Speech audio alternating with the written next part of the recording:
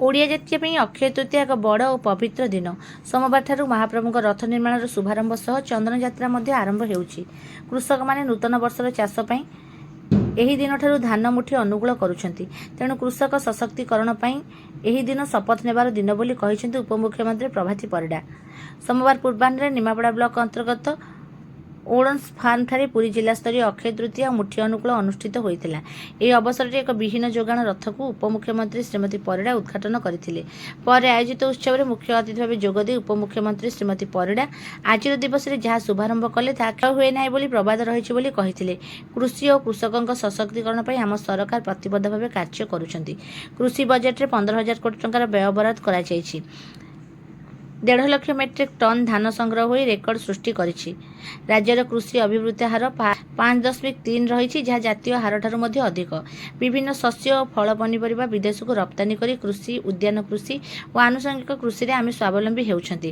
ରାଜ୍ୟ ସରକାର ଅକ୍ଷୟ ତୃତୀୟା ଅର୍ଥାତ୍ ଚାଷ ଆରମ୍ଭ ସମୟରେ ଓ ନୂଆଖାଇରେ ଯେତେବେଳେ ବେଉଷଣ ଓ ସାର ଇତ୍ୟାଦି ଆବଶ୍ୟକ, ସେଥିପାଇଁ 2,000 ଟଙ୍କା ଲେଖାଏଁ କେନ୍ଦ୍ର ସରକାରଙ୍କ ମଧ୍ୟ 3ଟି କିସ୍ତି ଏହିଭଳି ମୋଟ 5ଟି କିସ୍ତିରେ 10,000 ଟଙ୍କା କୃଷକମାନଙ୍କୁ ପ୍ରଦାନ କରାଯାଉଛି ବୋଲି କହିଥିଲେ। ମିଶନ ଶକ୍ତିର ମାଆମାନେ ବିଭିନ୍ନ ଉତ୍ପାଦ ମିଲେଟ୍ର ଡ୍ରିଙ୍କ୍ସ ପ୍ରସ୍ତୁତ କରିବା ସହ ଅନ୍ୟାନ୍ୟ କାର୍ଯ୍ୟରେ ଜଡ଼ିତ ହୋଇ ଲକ୍ଷପତି ଦିଦି ହେବାରେ ଲାଗିଛନ୍ତି।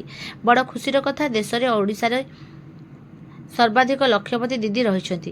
ନୂତନ ଜ୍ଞାନ କୌଶଳ, ବୈଷୟିକ ଜ୍ଞାନ, ଅଧିକ ଉତ୍ପାଦନକ୍ଷମ ବିହନ ବ୍ୟବହାର ଦ୍ୱାରା ଆମ କୃଷକମାନେ ଉନ୍ନତି ଓ ବିକାଶର ଚରମ ଶିଖରରେ ପହଞ୍ଚି ପାରିବେ ବୋଲି ଉପମୁଖ୍ୟମନ୍ତ୍ରୀ କହିଥିଲେ। ଅନ୍ୟମାନଙ୍କ ମଧ୍ୟରେ ଅତିରିକ୍ତ ଜିଲ୍ଲାପାଳ ରାଜସ୍ୱ ଡକ୍ଟର ଶରଚନ୍ଦ୍ର ମହାପାତ୍ର, ଉଦ୍ୟାନ ବିଭାଗ ଉପନିର୍ଦ୍ଦେଶକ ମଞ୍ଜୁଳା ତ୍ରିପାଠୀ, ନିମାପଡ଼ା ବ୍ଲକ ଆତ୍ମା ଅଧ୍ୟକ୍ଷ ଦିଲ୍ଲୀପ କୁମାର ପରିଡ଼ା, ସାଂସଦଙ୍କ ପ୍ରତିନିଧି ପୂର୍ଣ୍ଣଚନ୍ଦ୍ର ଓଝା ପ୍ରମୁଖ ଯୋଗଦେଇ ଅକ୍ଷୟ ତୃତୀୟାର ତାତ୍ପର୍ଯ୍ୟ ସମ୍ପର୍କରେ ଆଲୋକପାତ କରିଥିଲେ।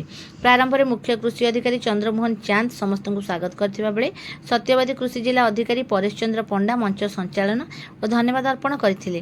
ଅନଲାଇନ ମାଧ୍ୟମରେ ମୁଖ୍ୟମନ୍ତ୍ରୀ ମୋହନ ଚରଣ ମାଝୀ ଜିଲ୍ଲାର ମୋଟ 18,09,203 ଜଣ ଚାଷୀଙ୍କୁ 2,000 ଟଙ୍କା ହିସାବରେ 37,84,00,000 ଟଙ୍କା ପ୍ରଦାନ କରିଥିଲେ। ଏଥିରେ କ୍ଷୁଦ୍ର ଓ ନାମମାତ୍ର ଚାଷୀ 18,07,897 ଜଣ ଥିବା ବେଳେ 1,306 ଜଣ ଭୂମିହୀନ ଚାଷୀ ରହିଥିଲେ।